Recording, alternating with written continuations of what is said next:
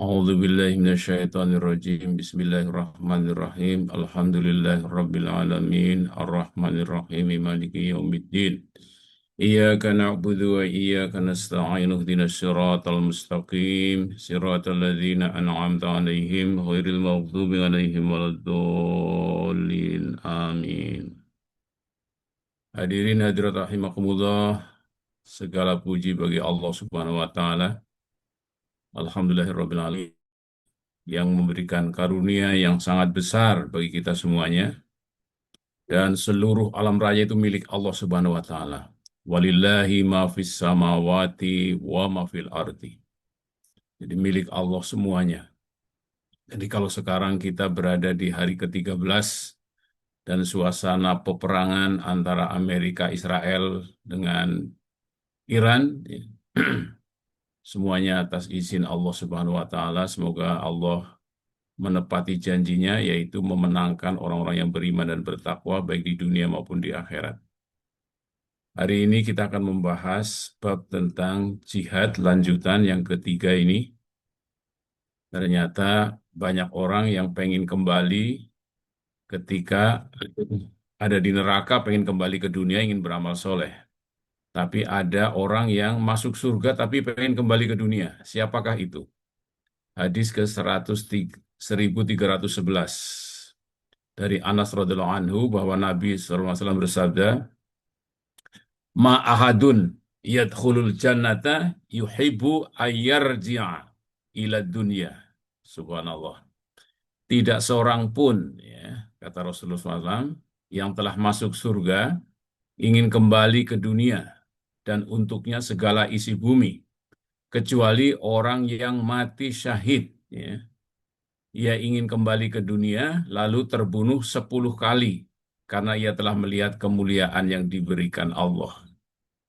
Jadi orang yang mati syahid setelah masuk surga ingin kembali ke dunia, ingin mati syahid 10 kali.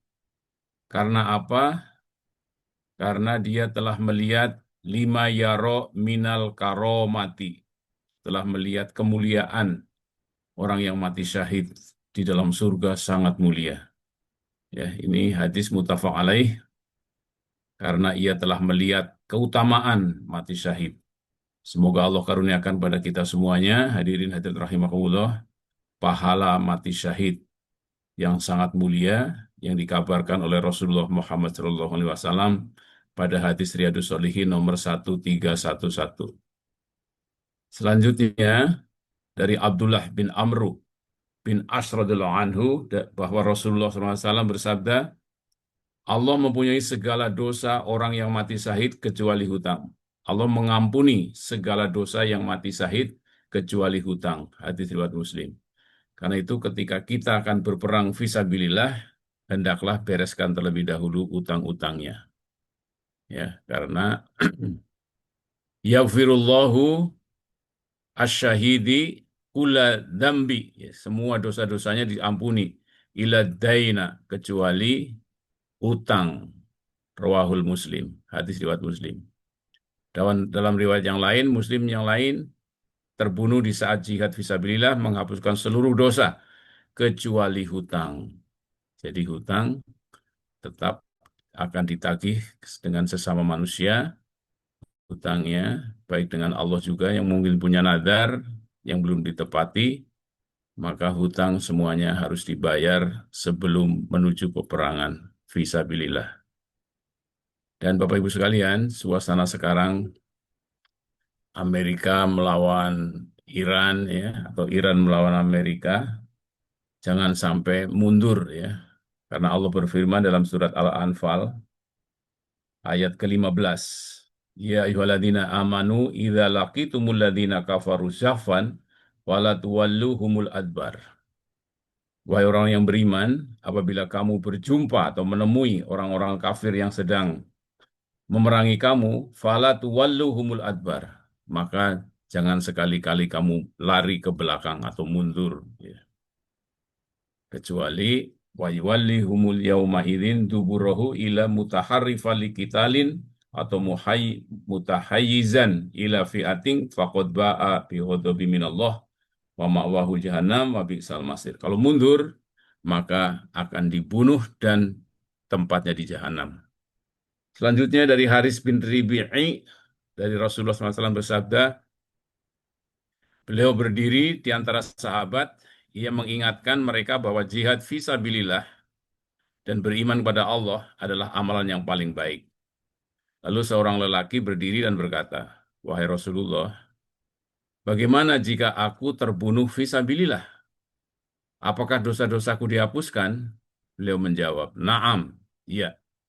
Jika engkau terbunuh fisabilillah dalam keadaan sabar, jadi sabar, ikhlas, menghadapi musuh, tidak berpaling, nah ini tidak boleh berpaling, menghadapi musuh, atau untuk lari, jadi mesti dihadapi, jangan coba-coba angkat tangan, pasti dibunuh juga. Kemudian Rasulullah SAW bersabda, apa yang kau katakan? Ia berkata, bagaimana jika aku terbunuh fisabilillah? Apakah dosa-dosaku dihapuskan? Beliau bersabda, iya, jika engkau terbunuh fisabilillah dalam keadaan sabar, ikhlas, menghadapi musuh tidak berpaling, kecuali hutang, sungguh Jibril mau mengabariku hal tersebut. Hadis riwayat Muslim. Jadi akan diampuni dosa-dosanya dan dimasukkan ke dalam surga, serta yang belum adalah yang belum harus dibereskan adalah hutang-hutangnya. Jadi tidak boleh lari dari musuh, Bapak Ibu sekalian. Ya, semoga Allah turunkan ilmu kepada kita semuanya dan pada seluruh umat Islam. Jangan sekali-kali menyerah kepada musuh. 1314 dari Jabir radhiyallahu anhu, ia berkata, seorang lelaki berkata, di manakah aku berada, wahai Rasulullah, jika aku terbunuh? Ya, aina ana, ya Rasulullahi, ing kutiltu, jika aku terbunuh. Qala fil jannah. Beliau bersabda, di dalam surga. Lalu ia membuang beberapa biji kurma yang ada di tangannya dan berperang hingga terbunuh. Hadis riwayat Muslim. Saya ulang kembali, hadis 1314. Wa an Jabir radhiyallahu anhu, dari Jabir, qala rajulun, berkata seorang laki-laki, aina ana ya Rasulullah in kutiltu, jika aku terbunuh, di manakah keberadaan aku, wahai Rasulullah? Beliau bersabda, fil jannah, di dalam surga. Lalu ia membuang beberapa biji korma yang ada di tangannya dan berperang hingga terbunuh. Selanjutnya, hadirin hadirat rahimakumullah, masih keutamaan jihad. Jadi kita selalu tepat ya bahasan-bahasanya. Yang lalu membahas Ramadan, sebelum Ramadan. Sekarang membahas jihad sedang musim peperangan. 1315 dari Anas radhiyallahu anhu, ia berkata, Rasulullah Shallallahu Alaihi Wasallam dan para sahabatnya berangkat hingga mereka mendahului kaum musyrikin menuju Badar. Ini peristiwanya perang Badar. Lalu orang musyrik datang, maka Rasulullah SAW bersabda, janganlah salah seorang kalian maju melakukan sesuatu sebelum aku perintahkan. Lalu kaum musyrikin mendekat. Ya, Rasulullah SAW bersabda, bersiaplah menuju surga yang seluas langit dan bumi. Ya. Jadi Rasulullah berkata, kumu ila janatin arduhas samawatu wal ardu. Ini perintah Rasulullah. Jadi begitu orang musyrikin mendekat, Rasulullah mengatakan, kumu ila jannatin arduhas samawatu wal ardu. Bersiaplah menuju surga yang seluas langit dan bumi. Anas berkata, Umar bin Humam Al-Ansori radhiyallahu anhu berkata, wahai Rasulullah, surga seluas langit dan bumi. Ia bersabda, ya.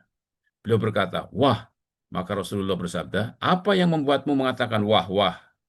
Ia berkata, tidak, demi Allah, wahai Rasulullah, saya hanya berharap menjadi penghuninya. Beliau bersabda, sesungguhnya engkau termasuk penghuninya. Lalu ia mengeluarkan beberapa biji korma dari kantongnya dan mulai memakannya, kemudian berkata, sungguh, jika aku terus hidup hingga aku selesai memakan korma-korma ini, sesungguhnya ini terlalu lama.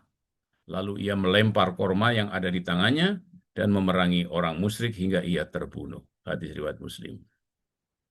Ini indahnya peperangan mengikuti Rasulullah SAW, membela kebenaran, amar ma'ruf nahi mungkar di tengah medan peperangan. Ternyata Allah bukakan kumu ilal jannati. arduhas samawati wal ardu, yang luasnya seluas langit dan bumi. Jadi hadirin hadirat rahimakumullah, begitu tinggi ya amal-amal jihad di dalam Islam, karena memang kalau membiarkan orang-orang yang sombong di muka bumi akan melakukan kerusakan yang sangat luar biasa di muka bumi ini. 1316 dari Anas radhiyallahu anhu, ia berkata, ada sekelompok manusia datang kepada Nabi Shallallahu Alaihi Wasallam, minta diutus bersama mereka beberapa orang sahabat untuk mengajarkan Al-Quran dan Sunnah, ya, mengajarkan Al-Quran dan Sunnah. Maka beliau mengutus kepada mereka 70 sahabat dari Ansor. Mereka disebut para penghafal Al-Quran. Di antara mereka adalah saudara ibuku bernama Haram, ya, namanya Haram. Mereka biasa membaca Al-Quran dan saling bertadarus. Jadi akan mengirim 70 penghafal Al-Quran. Di malam hari mereka belajar, sedangkan di siang hari mereka mengangkut air dan meletakkannya di Masjid Rasulullah SAW. Mereka mencari kayu bakar dan menjualnya dan membeli makanan dari hasil tersebut untuk ahli sufah. Ahli sufah itu adalah orang-orang yang tinggal di pelataran Masjid Rasulullah SAW di Madinah dan orang-orang miskin. Ya. Lalu Nabi SAW mengutus mereka, tetapi sekelompok manusia tersebut mengkhianati mereka dan membunuh mereka sebelum sampai tujuan. Di dalam perjalanannya dibunuh.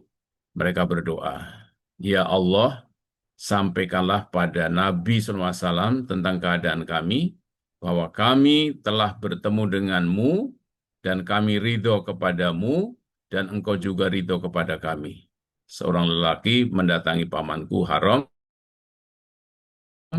dari belakangnya, lalu menusuknya dengan tombak hingga tembus. Haram berkata, demi Rob Ka'bah, aku telah beruntung. Maka Rasulullah SAW bersabda, ini, sesungguhnya saudara-saudara kalian telah terbunuh, dan sesungguhnya mereka berdoa, ya Allah, sampaikanlah kepada Nabi SAW tentang keadaan kami, bahwa kami telah bertemu denganmu, dan kami ridho kepadamu, dan engkau juga ridho kepada kami. Muttafaq alaih. Jadi ini 70 penghafal Quran yang dibunuh melaksanakan perintah dari Rasulullah SAW. Ternyata Rasulullah mengatakan bahwa mereka menyatakan sesungguhnya saudara-saudara kalian telah dibunuh dan sesungguhnya mereka berdoa setelah terbunuh tersebut, ya Allah, sampaikanlah kepada Nabi SAW tentang keadaan kami, bahwa kami telah bertemu denganmu dan kami ridho kepadamu dan engkau juga ridho kepada kami. Ternyata orang-orang yang mati syahid itu tidak mati, tetapi mereka hidup dan mendapat rizki dari Allah Subhanahu wa Ta'ala. 1317 dari Anas radhiyallahu anhu, ia berkata, pamanku Anas bin Nadhr tidak ikut perang Badar. Ia berkata, wahai Rasulullah Shallallahu Alaihi Wasallam, aku tidak ikut bertempur perdanamu memerangi para musyrik. Andai Allah mengendaki, aku ikut memerangi orang musyrik, niscaya Allah akan melihat apa yang akan aku lakukan tatkala di perang Uhud. Kemudian tatkala di perang Uhud, di mana kaum muslimin mulai terdesak, ia berkata, ya Allah, aku minta ampun kepadamu dari perbuatan mereka, para sahabatnya, dan aku berlepas diri dari perbuatan mereka, orang musyrik. Kemudian ia maju, lalu Sa'ad bin Mu'az menyambutnya, ia berkata, wahai Sa'ad bin Mu'az, surga, demi Rob An-Nadhr, sungguh aku mencium bau surga di dekat bukit Uhud. Sa'ad berkata, aku tidak mampu, wahai Rasulullah SAW, apa yang dia lakukan. Anas berkata, setelah pertempuran selesai, kami dapati di tubuhnya Anas bin Nadhr 80 lebih tebasan pedang atau tusukan tombak atau tancapan anak panah. Dan kami mendapatinya telah meninggal dengan jasad yang telah ditusuk oleh orang musyrik, sehingga tidak seorang pun yang mengenalinya kecuali saudarinya yang mengenalnya dari tanda di jarinya. Anas berkata, kami mengira ayat ini turun menjelaskan perihal beliau dan orang semisal beliau, muttafaq alaih. Allah berfirman dalam surat Al-Ahzab 23, di antara orang-orang mukmin itu ada orang-orang yang menepati apa yang telah mereka janjikan kepada Allah, muttafaq alaih. Demikian Bapak Ibu sekalian, kita lanjut ke hadis 1318 dari Samurah radhiyallahu anhu, ia berkata, Rasulullah SAW bersabda, tadi malam aku melihat dua orang lelaki datang kepadaku. Jadi Rasulullah mengatakan, tadi malam aku melihat dua orang lelaki datang kepadaku. Keduanya membawaku naik ke pohon lalu mengajakku masuk ke sebuah rumah yang sangat indah dan bagus. Tidak pernah aku melihat rumah seindah itu. Keduanya berkata, rumahnya orang-orang yang mati syahid. Hadis riwayat Bukhari, ini penggalan dari hadis yang panjang yang akan disebutkan pada bab haramnya berdusta. Oke, jadi Rasulullah SAW pernah didatangi oleh dua orang, diajak naik pohon, kemudian ternyata itu adalah surga. 1319 dari Anas radhiyallahu anhu bahwa Ummu Rabi'i binti Barok, yaitu Ummu Harisah bin Suraqah, datang kepada Nabi SAW seraya berkata, wahai Rasulullah, ceritakan kepadaku tentang Harisah. Ia terbunuh di Perang Badar. Jika ia berada di surga, aku bersabar. Dan jika ia berada di tempat selain itu, aku akan terseduh menangisinya. Beliau bersabda, hai Ummu Harisah, sesungguhnya di dalam surga ada taman-taman, dan sesungguhnya anakmu berada di taman Firdaus yang tertinggi. Oke, jadi ini masih hadis-hadis yang menyatakan bahwa orang-orang yang mati syahid ternyata tidak mati, dan mereka langsung masuk ke dalam surga, berada di taman Firdaus yang tertinggi. Hadis riwayat Bukhari. Dari Jabir bin Abdullah radhiyallahu anhu, ia berkata, Bapakku yang telah dicincang tubuhnya dibawa kepada Nabi SAW. Ini Jabir. Lalu diletakkan di hadapan beliau. Maka aku mencoba menyingkapkan kain penutup mukanya, tetapi para sahabat melarangku. Lalu Nabi SAW bersabda, para malaikat senantiasa menaunginya dengan sayap-sayap mereka. Muttafaq alaih. Jadi orang yang mati syahid dinaungi dengan sayap-sayap para malaikat. Subhanallah. Dari Sahal bin Hanif radhiyallahu anhu bahwa Rasulullah SAW bersabda, barang siapa yang memohon mati syahid kepada Allah dengan benar, jadi sa'alallahu ta'ala asyahadah bisidqin, ya. Orang yang minta atau bercita-cita mati syahid, Allah akan menyampaikannya kepada derajat orang-orang mati syahid. Jadi orang yang bercita-cita mati syahid, maka insya Allah matinya di mana saja memiliki derajat orang mati syahid, sekalipun ia mati di atas tempat tidurnya. Jadi Bapak Ibu sekalian, para pemuda-pemudi semuanya, mukmin mukminat, bercita-citalah mati syahid. Karena kita bisa melihat kalau kita tidak bercita-cita memerangi orang-orang yang sangat jahat di muka bumi, maka kita akan mati biasa saja. Kalau bercita-cita mati syahid ternyata belum waktunya perang, kita mati terlebih dahulu, maka orang tersebut mendapat pahala atau mendapat derajat sama dengan orang yang mati syahid sekalipun ia mati di atas tempat tidurnya. Hadis riwayat Muslim. 1322 dari Anas radhiyallahu anhu, ia berkata, Rasulullah SAW bersabda, siapa yang mencari kesyahidan, jadi mantolaba asyahadah, ya, sodiqon a'tiyaha walaulam tusibhu, riwayat Muslim. Siapa yang mencari kesyahidan dengan benar, niscaya ia akan diberi sekalipun ia tidak mati syahid. Hadis riwayat Muslim dari Anas. 1323 dari Abu Hurairah sekarang, dari Abu Hurairah radhiyallahu anhu, ia berkata, Rasulullah SAW bersabda, orang yang mati syahid tidak merasakan sakitnya mati terbunuh, melainkan seperti salah seorang kalian merasakan sakit dicubit. Subhanallah. Kita yang masih hidup melihat, waduh, berdarah-darah, kena rudal, dan sebagainya. Ternyata Rasulullah mengatakan dari Abu Hurairah, orang yang mati syahid tidak merasakan sakitnya mati terbunuh, melainkan seperti salah seorang kalian merasakan sakit dicubit. Hadis riwayat Tirmizi. Hadis ini Hasan Sahih. 1324 dari Abdullah bin Abi Aufa radhiyallahu anhu bahwa Rasulullah SAW di suatu peperangan menunggu matahari tergelincir untuk kemudian menyerang musuh. Lalu ia berdiri di hadapan sahabatnya bersabda, "Wahai manusia, jangan kalian harapkan bertemu musuh." Ya. Jadi kalau kita perang, jangan sombong, jangan bangga diri, jangan berharap bertemu musuh. Dan mohonlah keselamatan kepada Allah. Ya, ista'inu billah. Tetapi jika telah bertemu musuh, bertahanlah atau bersabarlah. Ketahuilah bahwa surga berada di bawah kilatan pedang. Kemudian beliau berdoa, "Ya Allah yang menurunkan Al-Quran, yang menghalau awan, yang menghancurkan pasukan gabungan, hancurkanlah mereka dan beri kami kemenangan." Muttafaq alaih. Jadi ini doa dalam perang fisabilillah. Allahumma munzilal kitabi, yang menurunkan kitab, ya, wa mujriyi sihabi, yang menghalau awan, ya, sahabi, wa hazimal azabi, yang menghancurkan pasukan gabungan, azab, ihzimhum, menangkan, wansurna, menangkan kami, alaihim, atas mereka, muttafaq alaih. Jadi, sekuat apa senjata kita, jangan pernah berharap bertemu atau terjadinya peperangan. Tetapi ketika harus terjadi peperangan, maka minta tolonglah kepada Allah Subhanahu wa taala. Ista'inu billah.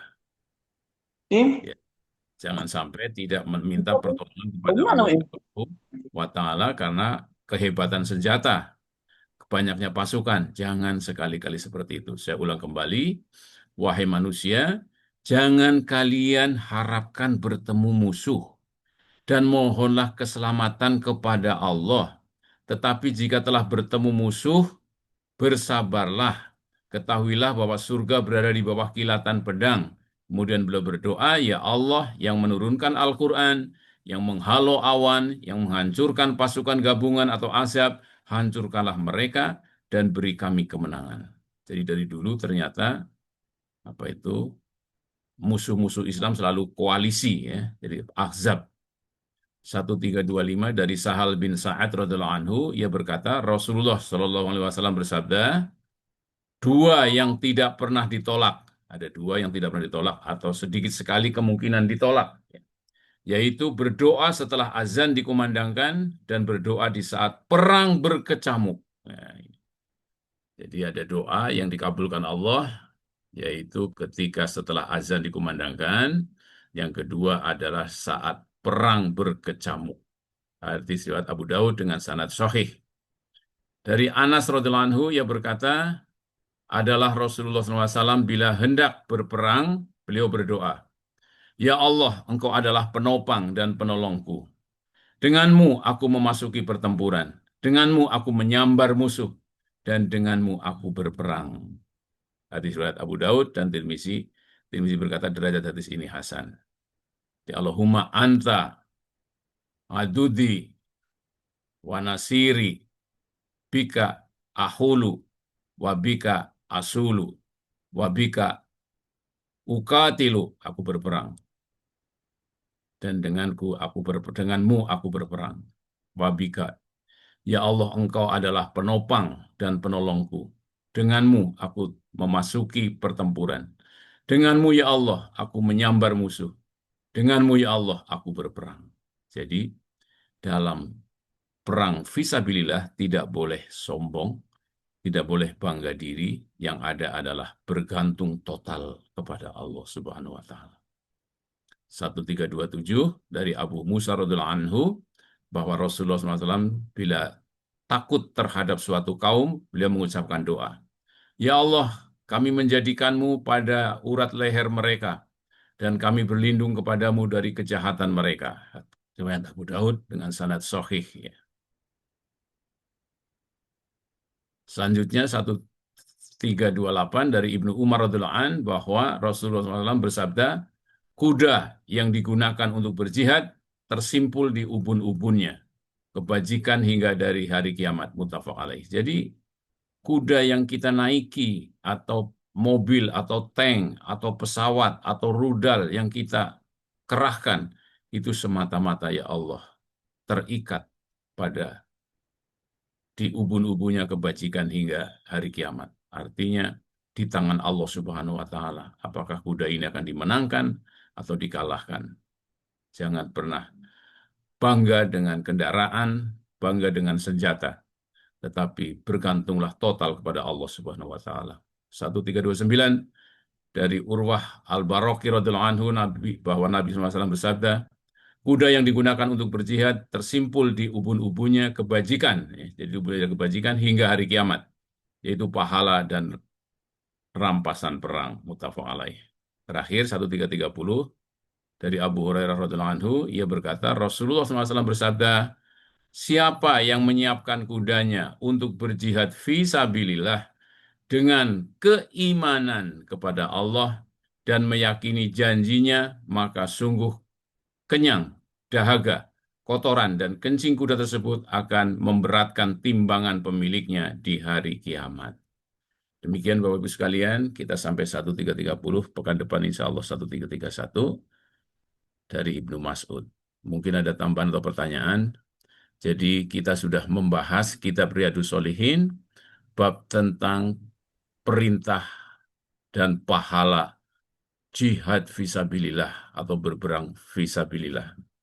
Mungkin ada tambahan atau pertanyaan dari Bapak Ibu sekalian. Saya persilahkan. Assalamualaikum warahmatullahi wabarakatuh. Waalaikumsalam warahmatullahi wabarakatuh. Baik, jazakallahu khairan pada Ustaz Hashim yang telah memberikan materi pada kajian pada pagi hari ini. Baik, untuk selanjutnya kita buka sesi tanya jawab. Baik, pada jamaah yang ingin bertanya, baik bisa melalui raise hand ataupun melalui kolom chat. Baik, dipersilakan pada jamaah. Ada yang ingin ditanyakan?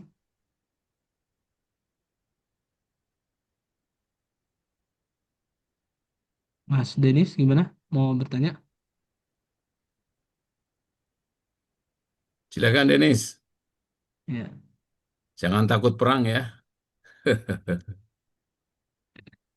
Oke. Baik, sambil menunggu mungkin ini ada yang ingin saya tanyakan. Ya Ini silakan Mas. mengenai eh, Safwan. peperangan, Ustaz. Kan kita Ya, kan melihat dunia ini sedang dilanda ketidakpastian. Terus kemudian ya, apalagi sekarang lagi ada peperangan antara Iran, Amerika dan Israel gitu Ustaz. Nah, kita selaku umat muslim gitu kan atau selaku generasi muda kira-kira apa yang bisa kita siapkan, kemudian apa yang bisa kita lakukan gitu untuk kalau misalnya dikhawatirkan untuk peperangan ini merembet kemana-mana dan lain sebagainya, kira-kira apakah ada nasihat buat kita semua anak muda Ustaz, untuk mempersiapkannya seperti apa gitu. ya. Oke, Oke, sebenarnya peperangan ini sudah lama terjadi ya, dan bahkan dalam panggung sejarah umat manusia, sejak para nabi dan rasul, Nabi Nuh, Nabi Ibrahim, selalu berhadapan antara al-haq wal batil, antara yang benar berhadapan dengan yang batil. Ya. Nabi Lut juga demikian, Nabi Musa dengan Fir'aunnya, ya. Dan tadi sudah saya catat adanya koalisi antara eh, orang-orang kafir dengan orang-orang munafik, ya, selalu berkoalisi untuk memusuhi Rasulullah SAW. Nah, dalam suasana yang sekarang ini, apa yang harus kita lakukan? Kita harus senantiasa berpihak kepada orang-orang yang beriman dan bertakwa kepada Allah Subhanahu wa taala. Sudah lama ya antara Israel dengan Palestina, kita senantiasa berdoa, Allahumma mansur mujahidin ikhwanina fi Filistin. Nah, itu bentuk apa apa yang jika ada atau kita menjadi panitia-panitia pengumpulan dana untuk membantu saudara kita di Palestina, itu yang harus kita lakukan. Ya. Karena apa? Kalau kemungkaran di muka bumi dibiarkan, sekarang kan Israel dibantu dengan Amerika dan berbuat semena-mena di muka bumi. Kita harus bergabung bersama orang-orang yang beriman dan bertakwa. Dan orang yang beriman dan bertakwa juga harus mengajak ya orang-orang yang tidak beriman, tetapi yang menjunjung tinggi nilai-nilai keadilan. Ya, jika mungkin mereka diajak untuk memerangi orang-orang yang sangat jahat. Jadi mestinya PBB itu menjadi penengah dan PBB mestinya mengeluarkan Israel dan Amerika dari keanggotaannya. Ya, seperti itu. Artinya mengajak orang-orang yang suka berbuat keadilan. Dan kemudian kita terus ikut bersama-sama untuk memerangi mereka. Ya, karena apabila ada permusuhan peperangan, maka yang berlaku zolim yang harus diperangi. Karena kalau tidak diperangi, akan terus merajalela. Ya, dari Venezuela, Iran, jangan salahkan bila suatu hari akan sampai juga ke Indonesia. Dan kalau sampai ke Indonesia, tadi kan hadis Rasulullah sudah mengatakan, jangan berharap bertemu musuh. Tapi kalau harus bertemu musuh, maka hadapi dengan sabar dan jangan sekali-kali mundur. Dan pahala orang-orang yang mati syahid sudah dibacakan tadi dengan panjang lebar. Jadi semua kita apa yang harus dilakukan setelah berdoa untuk Palestina, membantu Palestina, berdoa untuk memenangkan Iran sekarang ini, karena bantuan dari Allah untuk Palestina bisa dari mana-mana.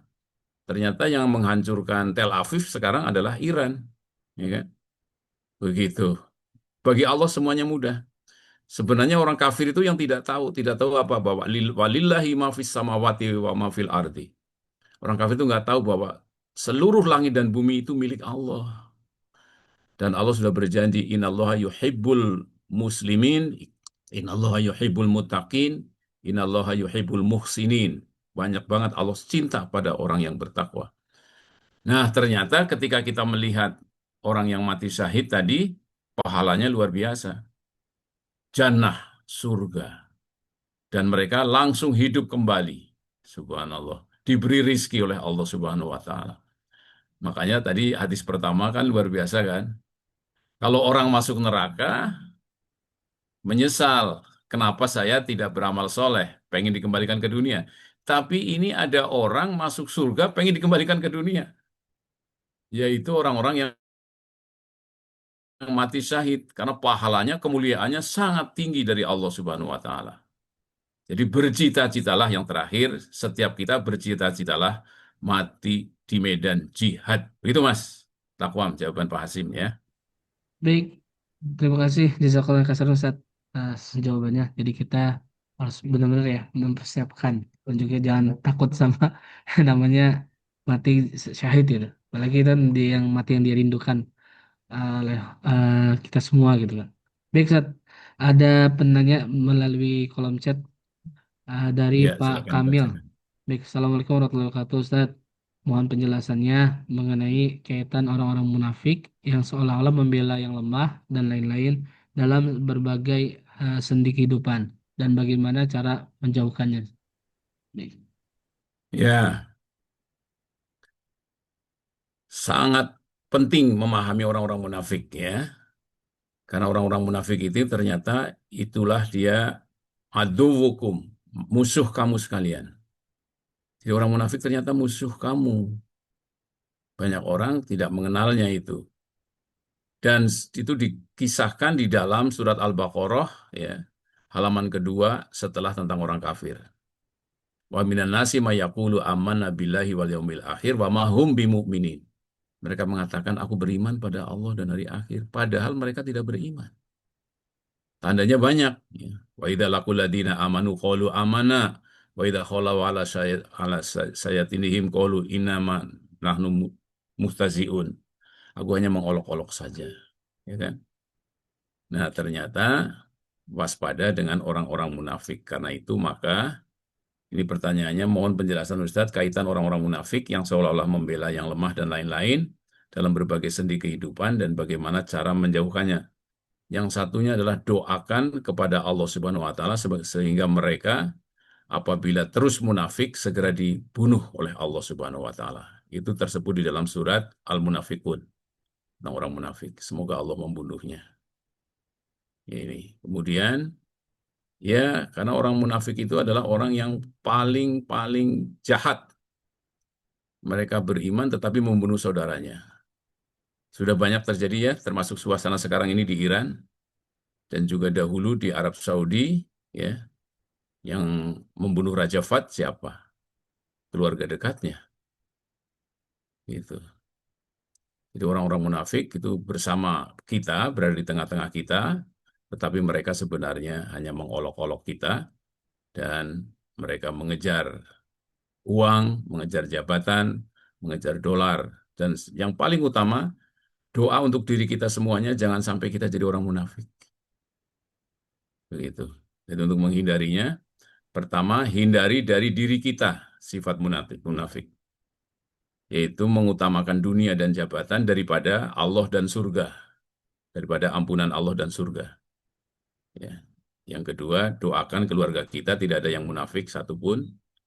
Ya, karena itu ikutilah kajian-kajian Islam, karena sangat rugi orang munafik akan bersama-sama orang kafir, dan bahkan orang munafik itu akan ditempatkan di dalam dasarnya jahanam, dasarnya api neraka. Begitu, jadi bagaimana cara menjauhkannya? Menjauhkannya, hati-hati dalam berbicara, hati-hati dalam bercerita tentang perjuangan orang-orang beriman, orang-orang yang Islam. Jadi jangan semua orang diajak ngobrol tentang rahasia-rahasia perjuangan Islam. Demikian. Baik, jazakallahu khairan Ustadz atas jawabannya. Semoga terjawab ya, Pak Kamil. Baik, untuk selanjutnya ada pertanyaan lagi Ustadz dari Megi Ya. Aidilova. Izin Prof, Indonesia kita jihadnya atau perangnya lebih kepada perang melawan korupsi, perang melawan narkoba, dan perang melawan kemiskinan. Apakah kita ikut memerangi itu termasuk jihad? Dan apakah melawan penyakit kronis itu termasuk jihad dan matinya tergolong mati syahid juga kah? Subhanallah. Pertanyaannya sangat betul ya. Jadi semuanya termasuk mati syahid. Semua orang tadi udah kita bacakan ya. Siapa saja yang bercita-cita mati syahid di medan peperangan, ketika negara Indonesia misalnya terancam, ya, negara Indonesia dibom, negara kita meminta kita semuanya turun ke medan perang, maka kita harus siap. Jangan sekali-kali mundur, itu jelas. Tetapi untuk sampai ke sana, ada yang sakit, ada yang harus sekolah, ya, ini, harus melawan korupsi, dan seterusnya. Dan semua korupsi, sehat, dan sebagainya itu terkena pada diri kita sendiri. Sekarang ini yang bukan banyak korupsi kan juga banyak orang Islam yang korupsi. Lawan korupsi dari diri kita sendiri. Lawan korupsi dari masyarakat, orang-orang yang ternyata dikerjakan oleh orang-orang yang mengaku beragama. Ya. Karena itu orang yang mendapatkan, yang membaca Al-Quran itu terbagi 3 kelompok. Yang pertama adalah orang-orang yang zolimi li nafsi, mendolimi diri sendiri. Sudah paham Quran, ngerti agama, tetapi mendolimi diri sendiri. Yang kedua adalah orang yang muktasid, orang yang ada di tengah-tengah. Ya, kalau lagi semangat, berjuang. Kalau nggak semangat, ya duduk-duduk saja. Muktasid. Yang terakhir, yang paling baik adalah yang sabiku bil khair. Berlomba di dalam kebaikan. Paling semangat. Itu. Semoga kita menjadi orang-orang yang sabiku bil khairin. Yang bersemangat untuk melakukan kebaikan-kebaikan. Begitu. Jadi melawan korupsi. Nah, semua, jadi setiap kita menghadapi jihad. Yang sedang kuliah juga jihad, yang sedang melawan korupsi pada dirinya sendiri. Karena itu Rasulullah menasihati kita semua, "Waman ahsanu qaula mimman da'a ila Allah wa amila sholiha wa qala innani minal muslimin." Siapakah orang yang lebih baik dari orang yang mengatakan, yang menyeru kepada jalan Allah, beramal soleh, dan aku ini orang Islam. Jadi mari kita lawan korupsi dengan melaksanakan nilai-nilai Islam dalam kehidupan sehari-hari kita. Ya, karena mayoritas Islam, insya Allah korupsi akan hilang bila seluruh orang Islam menjalankan agamanya. Begitu. Nah, nanti bila terjadi peperangan, semoga tidak ya. Kalau ternyata kita dibom juga, diroket juga, maka kita harus siap menghadapinya, jangan sekali-kali mundur. Sama seperti sekarang kan sedang ramai nih, pidato Presiden Trump mengancam Iran ya, menyerah saja, ya kan? Kalau tidak menyerah akan aku bom dengan nuklir, akan berarti Anda akan bunuh diri. Semua akan dihancurkan. Jangan gentar melawan menghadapi itu semua. Lebih baik kita mati syahid daripada hidup. Kalau menyerah, mengangkat bendera putih, pasti dihabiskan juga. Jadi sudah pengalaman, perintah Allah adalah wa ya ayyuhalladzina amanu idza laqitumul ladzina kafaru zafan falatuwalluhumul adbar. Bila kamu melihat orang memusuhi, memerangi orang beriman, orang Islam, sekali-kali jangan mundur. Itu. Kalau mundur, pasti diberondong juga. Itu jawaban saya. Terima kasih. Baik, jazakallahu khairan atas jawabannya. Baik, untuk selanjutnya, ini sebelum Rifki. kita baca kembali untuk kolom chat, kita beri kesempatan mengenai kepada jamaah yang ingin bertanya secara langsung dapat mengaktifkan fitur mikrofonnya, kemudian memperkenalkan siapa dan dari mana, kemudian menyampaikan pertanyaan. Baik, kepada jamaah ada yang ingin bertanya secara langsung? Oke, baik sambil menunggu, ini kita lanjut membaca pertanyaan melalui kolom chat. Baik dari Rifki Hilman Fauzi. Assalamualaikum warahmatullahi wabarakatuh. Ustaz, Afwan, saya izin belum bisa on cam karena ada kendala. Izin bertanya, pada hadis tentang orang yang menyiapkan kuda untuk jihad fisabilillah dan setiap aktivitas kuda itu menjadi pemberat timbangan amal. Bagaimana kita memahami maknanya dalam konteks saat ini? Apakah menyiapkan kuda bisa dimaknai sebagai menyiapkan segala sarana untuk mendukung perjuangan Islam di zaman modern? Jazakumullah khairan, Ustaz. Ya, pertanyaan yang sangat bagus. Yang sekarang ini banyak orang terlupakan. Ya. Ternyata negara negara Muslim itu harus kuat. Ya, kita bisa lihat nanti di ayat ke-60. Ayat 60, surat Al-Anfal 60 ya jawaban saya. Surat Al-Anfal 60, Mas Rifki. A'udzubillahi minasyaitonirrajim. Bismillahirrahmanirrahim. A'iddu lahum mastata'tum min quwwatin wa min ribatil khayli turhibuna bihi aduwallahi wa aduwakum wa akharina min dunihim la ta'lamunahum Allahu ya'lamuhum wa ma tunfiqu min syai'in fi sabilillah yuwaffa ilaikum wa antum la tudlamun. Jadi hendaklah kita menyiapkan segala macam ya, a'idzulahum mastata'tum, segala macam min kuatin, kekuatan, minaribatil khayli, kuda-kuda yang ditambat ya, turhibu bihi, untuk menggetarkan dengannya adu Allah, musuh-musuh Allah, wa aduwakum, dan musuh-musuh kamu, wa khorina min dunihim, dan yang lain, la ta'lamunahum, yang kamu tidak mengetahui. Allah ya'lamuhum, Allah mengetahui. Wa ma tunfiqu, dan tidaklah kamu menginfakkan segala sesuatu fisabilillah yuwaffa ilaikum wa antum la tudlamun. Pasti akan dibalas dan kamu tidak didolimi sedikit pun. Apa yang ingin saya sampaikan? Negara Kesatuan Republik Indonesia harus kuat secara persenjataan. Nggak cukup kita hanya sibuk dengan menyiapkan swasembada pangan dan sebagainya. Swasembada pangan itu penting.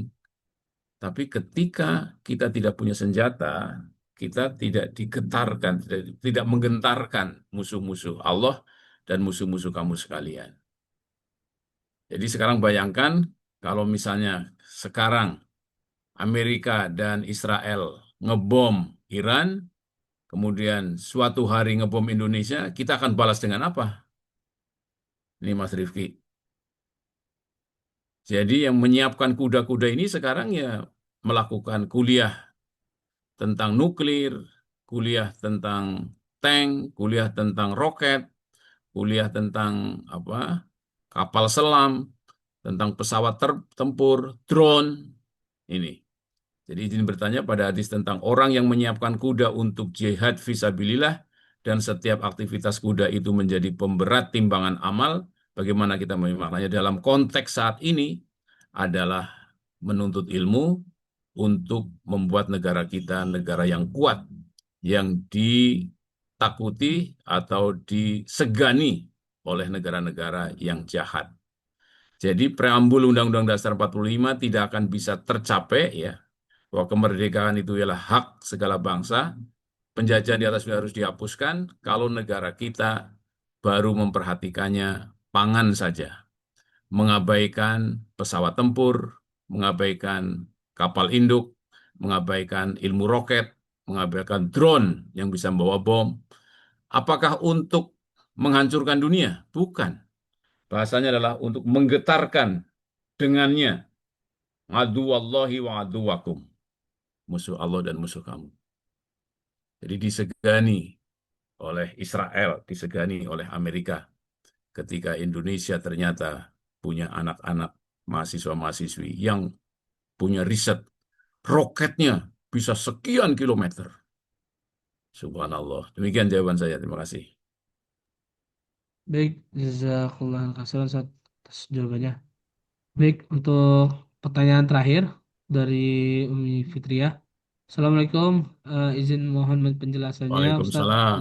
tentang hadis 1325 tentang Ya, doa yang tidak ditolak saat doa berkecamuk. Apakah termasuk juga saat perangkat berkecamuk di Palestina? Doa kita di sini juga termasuk doa yang tidak ditolak. Terima kasih, Ustaz. ya. Kalau itu sudah keniscayaan itu, tetapi yang dimaksud dalam hadis tadi adalah doa saat berkecamuknya kita memang di medan peperangan. Ya, jadi kita berada di tengah-tengah medan peperangan. Kalau enggak, kalau kita sedang dalam rangka amar ma'ruf nahi mungkar, ya.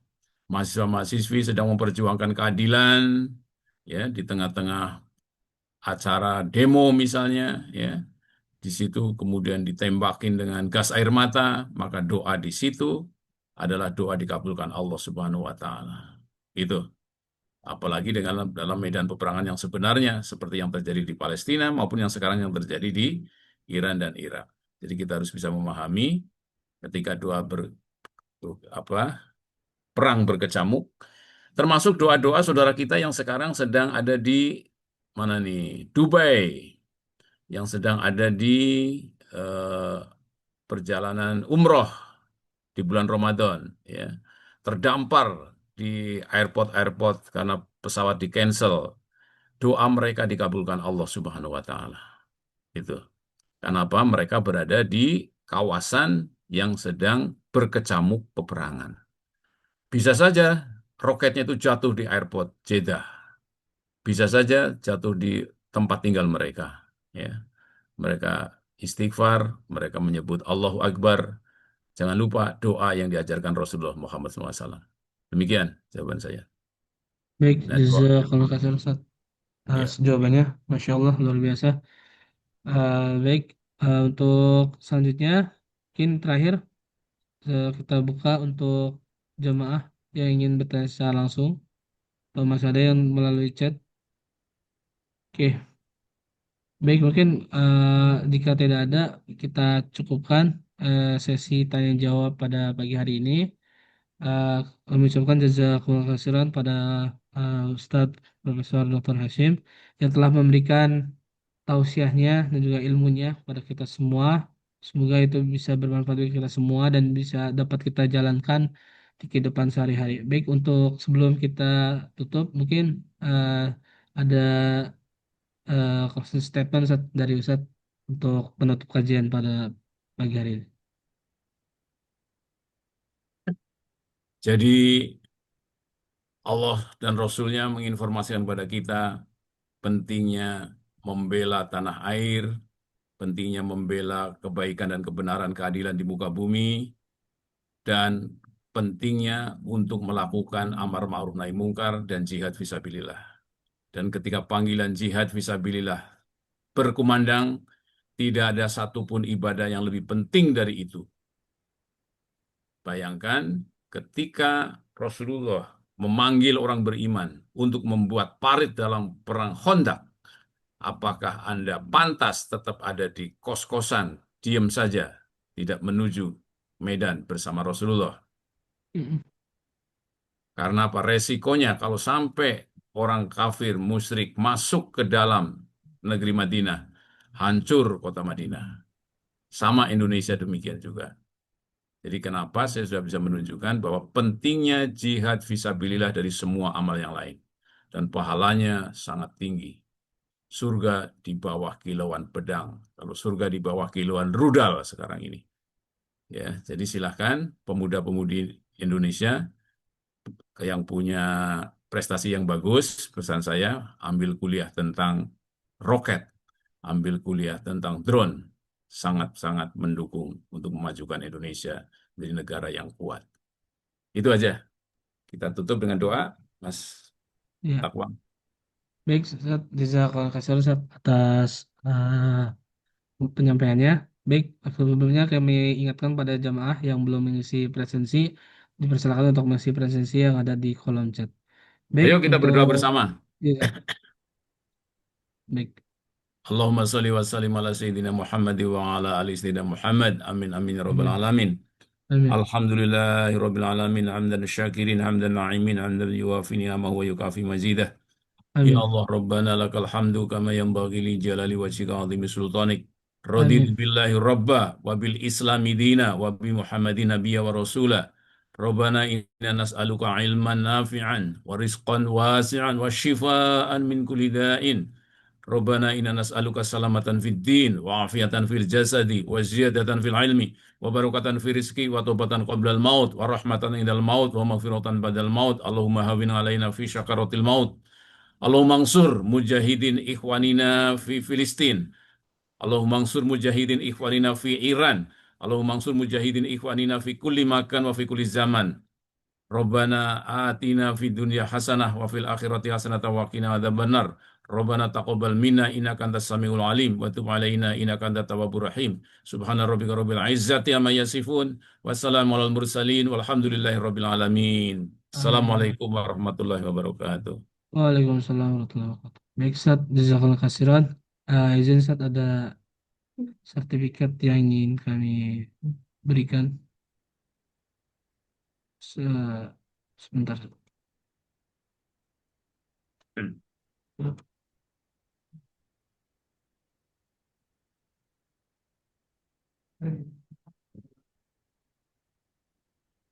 Baik, izin mohon diterima Ustaz untuk Iya, sertifikatnya. saya terima jazakallah semua panitia ya. Ya, baik, jazakallahu khairan Ustaz. Iya, Kang. Baik, untuk selanjutnya akan ada informasi untuk donasi. Baik, Alhamdulillah, eh, Masjid Al-Huriyah untuk info donasi, ini untuk dana yang terkumpul yaitu sekitar 164.326.000. Terus kemudian untuk penggunaan ini 284 juta. Terus kemudian ada saldo untuk kita yaitu minus 120 juta. Jadi kami mengajak pada jamaah sekalian untuk mari kita bersama-sama untuk menghimpun harta kita untuk berdonasi apalagi di bulan suci Ramadan, kemudian di kegiatan subuh ini, di mana ketika subuh itu para malaikat untuk mendoakan kita semua, bagi yang memberikan rezekinya, malaikat pada mendoakan untuk diberikan kelimpahan rezeki. Terus kemudian kalau misalnya kita tidak berinfak, nah maka khawatir malaikat akan mendoakan yang sebaliknya gitu. Dan bagi jamaah yang ingin berkontribusi dan ikut serta berdonasi dalam kegiatan Semarak Ramadan untuk kegiatan BSL ke sahur Ramadan. Nah, ini ada paketnya, ada paket sahur itu 20.000, kemudian untuk paket berbuka 30.000. Baik, IPB Peduli mengadakan kegiatan Satuan Anak Yatim 2026.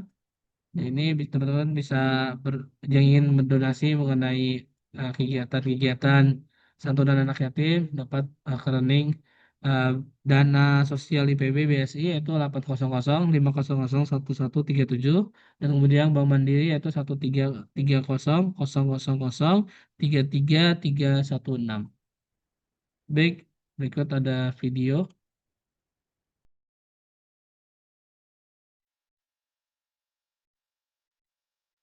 Hadir membawa keberkahan. Dan di Masjid Al-Huriyah IPB, setiap harinya penuh makna. Mulai dari hangatnya kebersamaan saat berbuka puasa dan sahur bersama. Senyum, doa, dan rasa syukur menyatu dalam setiap hidangan yang dibagikan.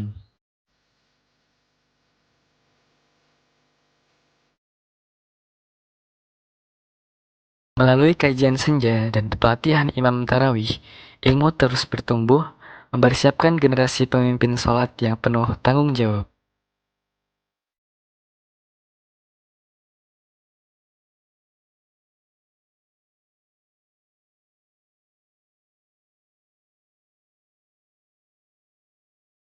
Di 10 malam terakhir, itikaf menjadi momen mendekatkan diri, bermunajat dalam hening, mencari ridho dan ampunannya.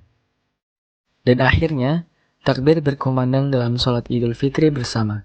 Ramadan mungkin berlalu, namun semangat ibadah dan kebersamaan tetap hidup di hati kita. Terima kasih sudah menyaksikan perjalanan penuh makna kami di Masjid Al-Huriyah IPB. Mari terus alirkan pahala jariah dengan mendukung program berbuka dan sahur Ramadan.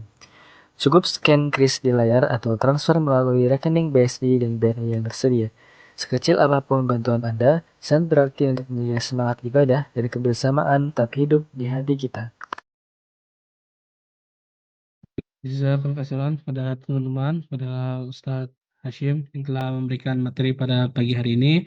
Biar kita tetap kegiatan kajian pada pagi hari ini dan membaca alhamdulillahirrahmanirrahim dan doa keputusan majelis.